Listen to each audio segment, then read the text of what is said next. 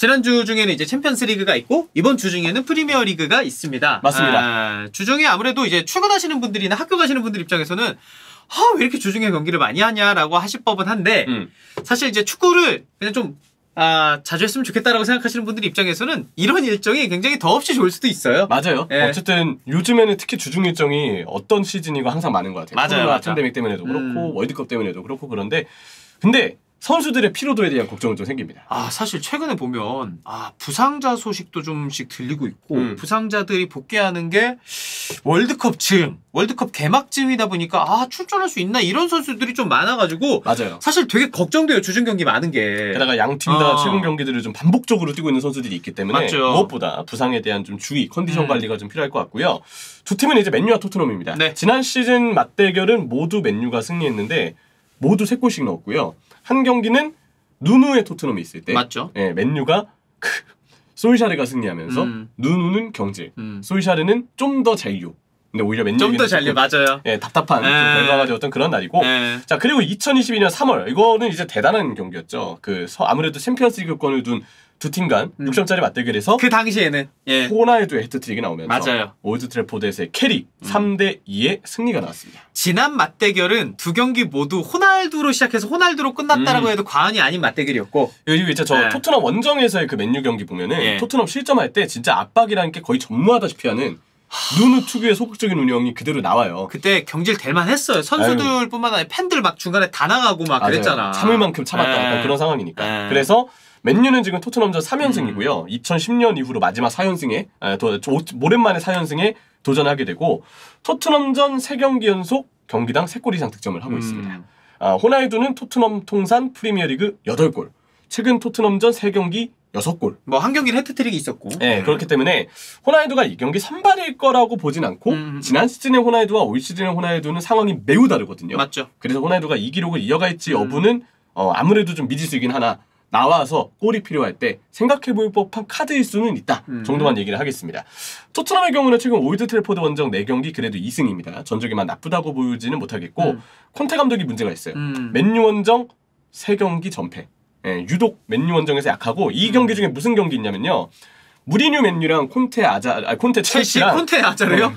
첼시 아자르? 2016-17 시즌에 올드 트래포드에서 후반기 맞대결 한 적이 있었어요. 그때 당연히 콘테 첼시가 분위기가 좋으니까 리그 우승팀이기도 하고 그 시즌 우승팀이니까 잘하지 않을까 싶었는데 무리뉴의 맨유가 에레라를 활용해서 아자르를 꽁꽁 묶어버리는 바람에 콘테 첼시가 졌어요. 그거 제가 중계했어요. 저 기록원이었어요. 그래? 네, 그 형철이 내 옆에 있었구나. 많이 도와드렸습니다. 그때 에레라가 에레라 시프트라고 해가지고 맞아. 그거 다 틀어막았던 경기가 생각이 나요. 그래서 유독 올드 트래포드에 오면 콘테가 약해지는데 이런 징크스를 아는 채 이 경기에 임해야 됩니다. 자, 매치 팩트를 살펴보면 맨유는 맨체스터 더비 대패 이후에 공식전 4경기 무패. 이게 진짜 그때도 우리가 리뷰 때 얘기했지만 맨체스터 더비 대패 맞아요. 근데 저는 약이 됐던 경기라고 생각을 하거든요. 어떻게 보면은 오히려 그 이후에 더 분위기를 좀 반등하고 있고 무엇보다 그 경기도 후반전에 어떻게든 따라붙으려는 인상을 남겼던 부분이 팀 분위기를 좀 그래도 올릴 수 있지 않았나 그런 계기가 되지 않았나 생각을 하고요. 프리미어리그 홈 13경기 1패. 그 부분에서도 홈 경기에 대한 자신감이 있고 이건 이제 옵타에서 다룬 기록인데 수요일 날에 강세가 있대요. 오, 그래요? 네, 현지 시각으로 수요일 날 밤에 열리는데 수요일 프리미어리그 통산 72승으로 프리미어리그에서 수요일에 가장 많이 이긴 팀. 수요일의 승률도 제일 높은 팀. 주중 프라임타임 현지 시간으로는 그 시간대잖아요. 맞아요. 그때 경기를 제일 잘하는 팀이라고 봐야 되는 거네. 네. 물론 이제 이거는 퍼거슨 때 이룬 승률과 승수가 제일 많긴 하겠지만 어쨌든 수요일에 제일 프리미어리그에서 강한 팀은 맨유라는 점을 얘기를 하겠고요. 토트넘의 경우는 프리미어리그 지금 3연승 중입니다. 안 지고 있습니다. 여기도. 결과를 내고 있다는 게 좀 중요하고 프리미어리그 16경기 11승 3무 1패 수빈이 형 말씀처럼 진짜 안 지고 있는데 35득점과 12실점 8개 클린시트를 이 기간 동안 보여줬고요. 현재 5위 이내 팀, 지금 순위표상의 5위 이내 팀의 원정에서 19경기 1승 7무 11패로 사실 좀 저조한 편입니다. 이게 좀 심각한 기록이네요. 사실 챔피언스리그 티켓 4위 경쟁을 할 때는 잡을 만한 팀들은 잡아줘야 되는 게 많은데 그 윗순위까지 올라가려면은 강팀 간의 맞대결에서 홈에서는 당연히 이겨야 되고 원정 가서도 승점을 따줘야 되는데 강팀 상대로 원정에서 19경기 1승이면 이건 사실 좀 심각한 거죠. 그만큼 이제 현재 그 원정에 대한 부담이 얼마나 토트넘에서 클까에 대해서 생각을 해볼 법합니다. 자, 부상자를 보면 맨유는 맥과이어, 완비사카, 반더비크는 그냥 아직까지는 비전력 자원으로 봐야 되겠고 문제는 에릭센이에요. 에릭센이 지난번 뉴캐슬전에 질병으로 인해서 못 나와가지고 경기가 안 풀렸죠. 경기가 난장판이 됐어요. 그 난장판에 제일 큰 주범은 개인적으로 포슨 주심이라고 생각을 하는데 에릭센이 빠지면서 프레드가 역할을 못하고 빌드업 체계가 엉망이 되어버린 오프레드의 사건까지 그런 점들이 좀 느껴졌고 마샤에도 빨리 돌아와야 될 텐데 일단 허리 부상 때문에 자 토트넘의 경우는 히샬리송이 부상이 추가됐습니다. 종아리 부상으로 인해서 한동안 경기에 못 나설 것이고 자 에메르송이 징계로 이 경기까지 못 나옵니다. 콘테가 이번에 도어티 칭찬을 또 했죠. 네, 맞아요. 아마 지금 내용으로 봤을 때 이거 징계 해제가 되더라도 그래도 도어티를 쓰지 않을까에 대한 생각이 조금 저는 모르겠어요. 네 모르겠다고 합니다. 모르겠어요. 네 그리고 클루셉스키 근육 부상으로 인해서 의심 단계. 네, 클루셉스키가 돌아와야 전술에 좀 다용도를 가져갈 수 있을 거라 생각이 듭니다. 키플레이어를 2명씩 뽑았네요 이번에는. 네 저는 이제 보통 키플레이어를 항상 공격 대 공격으로 하는데 저는 이번에 좀 다르게 준비를 해봤어요. 맨유에게 강조하고 싶은 부분이기도 한데 리산드로와 바란 조합 그리고 손케 조합을 꼽았습니다. 이게 왜 그러느냐 맨유를 당연히 이제 공격에서 키플레이어를 꼽으라면 개인적으로는 레시포드를 꼽고 싶어요.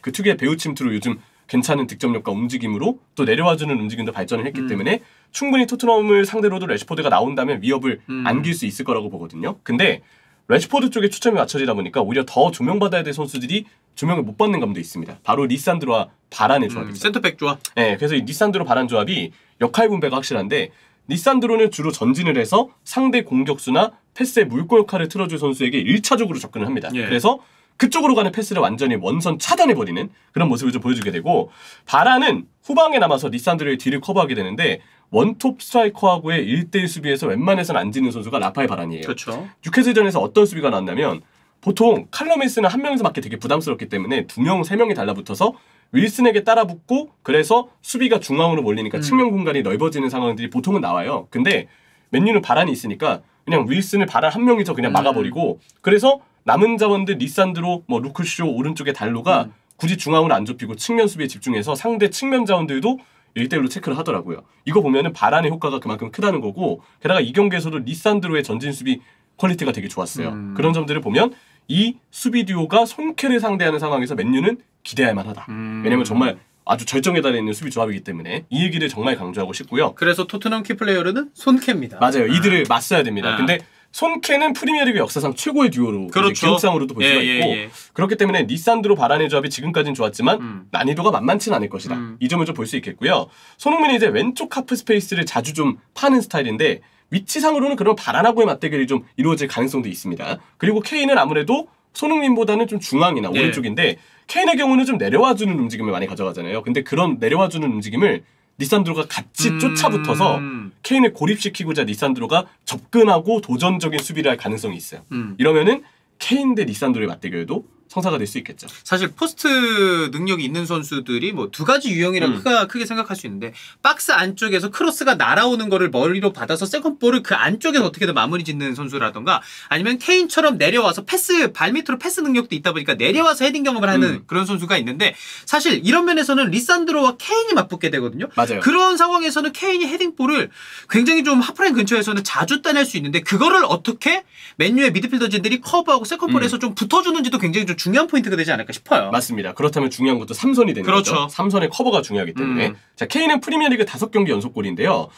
본인에게는 이제 프리미어리그 5경기 연속골이 최장 기록이고 토트넘 역사상 프리미어리그 6경기 연속 득점자가 없어요. 케인이 이번에 골을 넣는다면 토트넘 구단 최초로 6경기 연속 득점자가 됩니다. 참 조용하게 연속골 이어갔어요, 케인이. 맞아요. 자, 예상 베스트 11을 살펴보면 맨유의 경우는 저는 맥토미니가 이번에 징계에서 돌아오는데 터나 감독이 맥토미니에 대한 신뢰도 있고 최근에 카세미로가 유로파 리그 다 뛰었기 때문에 왠지 맥토미니가 좀 나오지 않을까 예상을 해봤고요. 최전방은 호날두가 아닌 레시포드를 예상을 해봤습니다.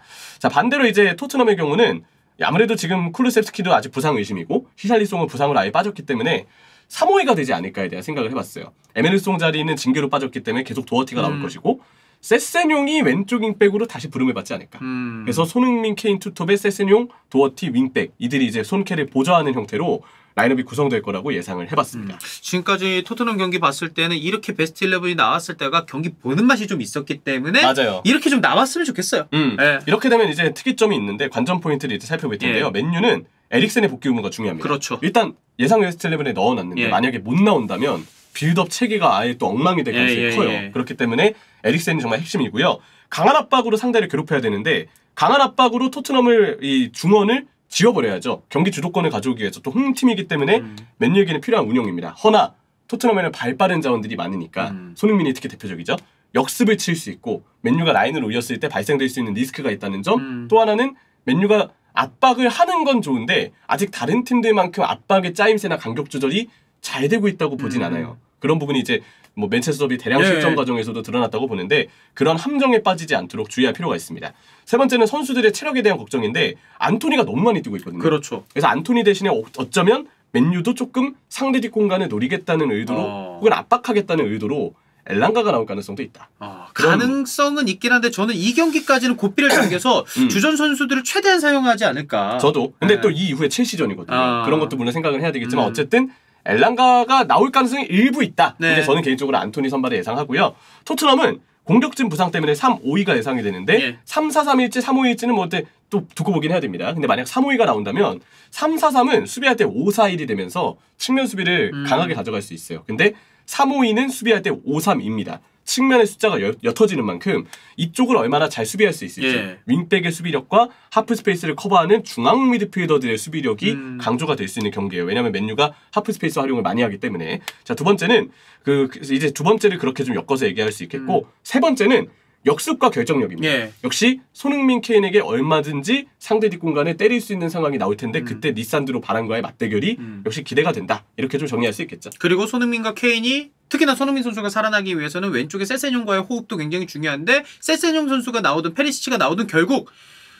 손흥민 선수가 얼마나 좋은 호흡과 공간에서의 공유가 되는지 맞아요. 이게 좀 포인트가 될 것 같아요. 얼마나 위쪽에 집중시켜줄 수 있을지가 중요할 것 같고요. 자, 이번에 주심은 사이먼 후퍼, 대기심 앤드 매들리, VR은 마이클 올리버인데 지난번 사실 이거는 이제 제가 직접 중계를 해서 듣는 거지만 맨유 지난번 그 크레이그 포슨 주심의 경기 운영이나 판정 일관성 그냥 판정하는 족족 모두 다 엉망진창이었어요. 진짜. 맞아. 약간 좀 짜증나다 싶을 정도로 그 사람은 좀 민폐를 끼쳤는데 아무래도 이 프리미어리그 주심의 이슈가 지난 라운드 전체적으로 좀 많았거든요. 이번 라운드는 좀 청정하고 깨끗했으면 좋겠습니다. 주중 새벽 경기니까 사실 보기 힘든 경기이긴 해요. 시간대가.